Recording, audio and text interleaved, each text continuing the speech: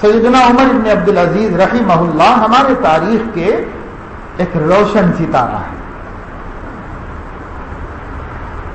ان کے تقوی کا یہ عالم تھا، ان کے عدل کا یہ عالم تھا کہ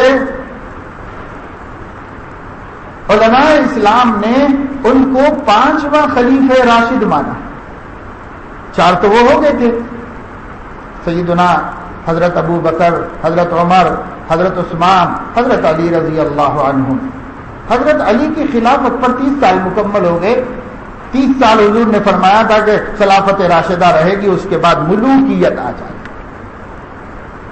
تو خلافت راشدہ حضرت علی پہ مکمل ہو گئی. بعض علماء فرماتے ہیں کہ حضرت حسن رضی اللہ تعالیٰ عنہ کا جو تھوڑا سا زمانہ ہے 5 مہینے کا تھوڑا سا، وہ بھی اس کے اندر شامل کر کے برابر ہو گئے. 30 سال پورے ہو گئے.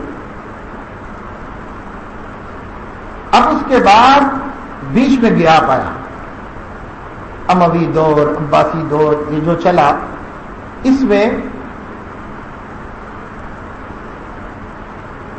خلافت باقی نہیں رہی، ملوکیت آ گئی، شہنشاہیت آ گئی، آمریت، حاکمیت، یہ چلا. اسلام حکومت نہیں کرتا تھا، مسلمان حکومت کرتا تھا. جیسے آج بھی بہت سے مسلم کنٹریز ہیں، وہاں اسلام کا، وہاں اسلام کا کوئی نام و نشان نہیں. وہاں صرف مسلمان رہتے ہیں، مسلمان حکمران، اسلام کی حکومت نہیں. پھر اسی زمانے میں حضرت عمر ابن عبدالعزیز رحمہ اللہ ایک خلیفہ کے نرینہ اولاد نہ ہونے کی وجہ سے داماد کو حکومت مل گئی، خلافت، یہ بادشاہ بن گئے، داماد بن گئے، کیونکہ بیٹے نہیں تھے اس کو، یہ بن گئے. جب تک یہ داماد تھے شہنشاہ وقت کے، تو مورخین بتاتے ہیں جتنا ناز و نعم میں اور جتنے فیشن اور نزاکت کے ساتھ عمر بن عبدالعزیز کی زندگی گزرتی تھی، اس کی مثال ہے. اب بیوی کا کیا؟ بیوی تو شہزادی تھی، اس کے پاس زیورات، سونا چاندی، سب کچھ باپ کے خزانے سے سب لے کے آتی تھی، اور سب لا لا کر کے بیوی بچے تو مزے کرتے ہی تھے، کیونکہ بیوی کے ابا بادشاہ تھے اور بچوں کے نانا بادشاہ تھے. تو جس کا نانا بادشاہ اس کو کیا کہیں گے، مزے ہی مزے تھے. اور یہ داماد تھے، یہ اور زیادہ نخروں سے رہتے تھے، ناز سے. آج بھی تو داماد سر چڑھ کے رہتا ہی ہے. اب آدمی کو ڈر لگا رہتا ہے، بھائی ذرا ناراض ہو جائے گا، بیٹی کو نہیں بھی جائے گا، لہذا جو ہے اچھا ٹھیک ہے، اچھا ٹھیک ہے، آئیے آئیے تشریف لے. جانے کے بعد گالیاں دیتا اور پھر آنے کے بعد. تو داماد کی تو سچی عزت وہاں ہے جہاں اخلاق والے داماد ہیں. جو اخلاق والے داماد ہیں، اخلاق والے دامادوں کی پیچھے بھی عزت ہے، سامنے بھی عزت ہے. اور جو غرض کے بندے ہیں ان کے پیچھے کوئی عزت نہیں ہے، بس سامنے ہے ضرر سے بچنے کے لیے. دلوں میں محبت ہوتی ہے نا، وہ نہیں، صرف ضرر سے بچنے کے لیے. دل میں محبت اخلاق سے آتی ہے، دل میں محبت اداکاریوں سے، ایکٹنگوں سے نہیں آتی، اخلاق سے آتی ہے. دل میں محبت ہوتی ہے. یہ بادشاہ کے یہ داماد مزے کرتے تھے خوب.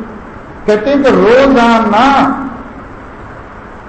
ایک جوڑا صبح کو پہنتے تھے، ایک شام کو پہنتے. اس زمانے میں نخرے داماد کے، ایک صبح کو پہنتے تھے، ایک شام میں. ان کے کپڑوں میں سلوٹیں آ جاتی تو بدل دیتے تھے.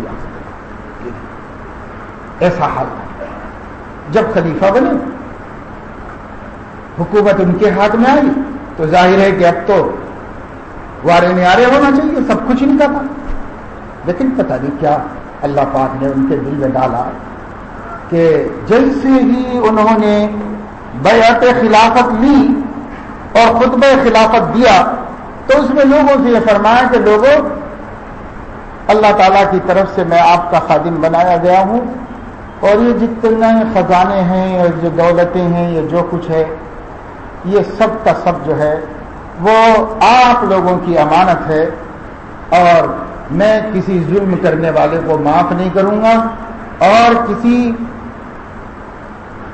حقدار کا حق دلائے بغیر چین سے نہیں بیٹھوں گا، اور اللہ کی یہ ذمہ داری میں پوری کر کے رہوں گا. اب اس کے بعد جتنے منسٹر تھے سب کے سب آفت میں آ گئے، سب کے سب آفت میں آ گئے۔ انہوں نے سارا بیت المال کے خزانے کا حساب نکالا، سب اپنے قبضے میں کیا اور سب پر امانت کی مہر لگا دی، اور یہ امانت عامہ پبلک کی امانت ہے، اس پر صرف کرنا شروع کریں۔ اور ٹیکس تو کہا اسلام ٹیکس لینے کو جائز نہیں کہتا، ٹیکس تو حرام ہے، بند کرو سب، کھیتوں پر ٹیکس نہیں، اس پر ٹیکس نہیں، ہاں جو عشر ہے جو خراج شرعی ہے بس وہی لیا جائے گا، اس کے علاوہ کچھ نہیں، سب بند کرائے۔ جب بند کرائے تو خزانے میں پیسہ جو تھا وہ خرچہ ہو گیا، آنا بند ہو گیا۔ تو وزیر خزانہ نے عمر بن عبدالعزیز کو لکھا کہ حضور چند مہینے میں سارا خزانہ خالی ہو گیا ہے اور جو بچا ہے وہ 2 مہینے میں ختم ہو جائے گا، اس کے بعد کنگار ہو جائے گی حکومت، اس کے لیے ہم آپ سے اپیل کرتے ہیں کہ کوئی نظام بنائیے۔ تو تاریخ میں حضرت عمر بن عبدالعزیز کا جواب محفوظ ہے کہ انہوں نے وزیر خزانہ کے خط کے جواب میں لکھا کہ میں اور آپ جنگل کو جا کر گھاس کاٹ کے لا کر بازار میں بیچیں گے اور اس کے پیسے خزانے میں داخل کریں گے، لیکن رعایا پر ٹیکس نہیں لگائیں گے۔ اب بھول جاؤ تم کہ عمر رعایا پر ٹیکس لگائے گا، یہ نہیں ہو سکتا۔ ہاں حکومت کی ضرورتوں کو کم پڑ رہا ہے تو ہم لوگ کہے کے باتیں ہیں، سب منسٹر لوگ لکڑی کاٹ کے لا کے بیچیں گے، پتھر پھوڑ کے لا کے مزدوری کر کے حکومت چلائیں گے، لیکن ہم رعایا سے نہیں لیں گے پیسہ، ورنہ ہم ظالم ہو جائیں گے اور اللہ کے پاس ہم بچیں گے نہیں، تو نہیں لیں تو نہیں لیا۔ اور پھر کسی نے خط لکھا کہ سڑکیں خراب ہو رہی ہیں، روشنی کا انتظام نہیں ہے، شہر اندھیرا ہو رہا ہے، بستیاں ویران ہو رہی ہیں، کیونکہ خزانے میں پیسہ نہیں ہے، تو اس کا کچھ انتظام کیجیے۔ حضرت عمر بن عبدالعزیز رحمت اللہ علیہ نے اس کے جواب میں ان کو لکھا، اس منسٹر کو، کہ سڑکوں سے، لائٹوں سے، بلڈنگوں سے، باغوں سے، پارکوں سے شہر آباد نہیں کیے جاتے، شہر مظلوموں سے ظلم کو اٹھا کر آباد کیے جاتے ہیں۔ شہر کے مظلوموں کا ظلم ختم کرو، ہر غریب کو روٹی پہنچاؤ، ہر ایک کو زندہ رہنے کا حق دو اور اس کو چین سکون اور امن عطا کرو۔ امن سے شہروں کو آباد کیا جاتا ہے، حقوق دے کر شہروں کو آباد کیا جاتا ہے، ظلم ہٹا کر شہروں کو آباد کیا جاتا ہے، شہروں کو سڑکوں سے، بلڈنگوں سے آباد نہیں کیا جاتا۔ اب کوئی بھی کچھ کہتا تو حضرت عمر کا جواب بالکل دوسرے ہی آتا اس کے پاس۔ تو سب منسٹروں نے بیٹھ کے مشورہ کرتے، عمر بن عبدالعزیز کو رستے سے ہٹاؤ، یہ جب تک رہے گا ہمارا جینا مشکل ہو گیا، ہم زندہ ہی نہیں رہ سکیں گے، لہذا کسی طریقے سے ان کو ہٹاؤ۔ حضرت عمر بن عبدالعزیز رحمہ اللہ کو سازش کے ذریعے شہادت تک پہنچا۔ تو خیر یہ جب خلیفہ بنے سارے ناز نخرے چھوڑ دیے۔ خلافت کے بعد کہتے ہیں کہ 1 مہینہ یا کتنے دن تک وہ گھر نہیں آ سکے تھے، سارے اصلاحات میں لگے ہوئے تھے، انتظامات میں لگے ہوئے تھے۔ اس کے بعد آئے تو جب خلیفہ بن کے پہلے گھر میں آئے تھے تو آتے ہی اپنی بیوی سے کہہ دیا تھا، دیکھو تمہارے گلے میں جتنا زیور ہے، بیٹیوں کے پاس جتنا سونا ہے، جتنا ہمارے گھر میں سامان ہے، یہ سب تمہارے ابو نے بیت المال سے ہمارے گھر میں بھیجا تھا، اور بیت المال تو مسلمانوں کا خزانہ ہے، لہذا یہ سب واپس کر دو، تم کو اختیار ہے، اس کے ساتھ رہنا چاہتے ہو تو مجھے چھوڑ دو، اور اگر میرے ساتھ رہنا چاہتے ہو تو اس کو بیت المال میں واپس کرو۔ تو سارے گھر کی دولتیں واپس بیت المال میں چلی۔ اب 1 مہینے کے بعد آئے اپنے گھر میں تو بیٹیاں السلام علیکم، السلام علیکم، السلام علیکم، ایسے کرتے۔ کیا نیا طریقہ نکالا تم لوگوں نے سلام کرنے کا؟ تو بچیاں کہنے لگیں کہ ابو جب سے آپ خلیفہ ہوئے ہیں ہماری روٹی کے ساتھ سالن گھر میں نہیں ہوتا ہے، ہم پیاز سے روٹی کھاتے ہیں، منہ میں بدبو ہو جائے، اس لیے کسی کو بدبو نہ آئے، اس لیے السلام علیکم، السلام علیکم ایسے کرتے تاکہ بدبو نہ آئے۔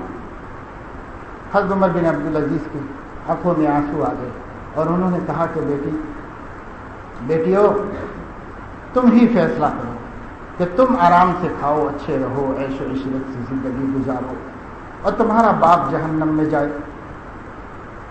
یہ پسند ہے کہ تم لوگ تکلیف اٹھا لو, مصیبت جھیل لو اور تمہارا باپ جہنم سے بچ جائے. تو بیٹیاں بھی آخر ان کی تھیں, کہنے لگے کہ ابو ہر تکلیف گوارا ہے مگر آپ کا جہنم میں جانا ہمیں گوارا نہیں, اس لیے ہم سب کچھ برداشت کر لیں گے. خوش ہو گئے, دعائیں دیں اور پھر اپنے کام میں لگ گئے. تو ماں بہنیں حوصلہ کریں اور کہیں اپنے شوہروں سے, اپنے باپ سے, اپنے بھائی سے کہ ہم کو عقل حلال چاہیے, عقل حلال چاہیے. تھوڑا ہوگا تو گوارا کر لیں گے مگر حرام ہم کو نہیں چاہیے, عقل حلال چاہیے.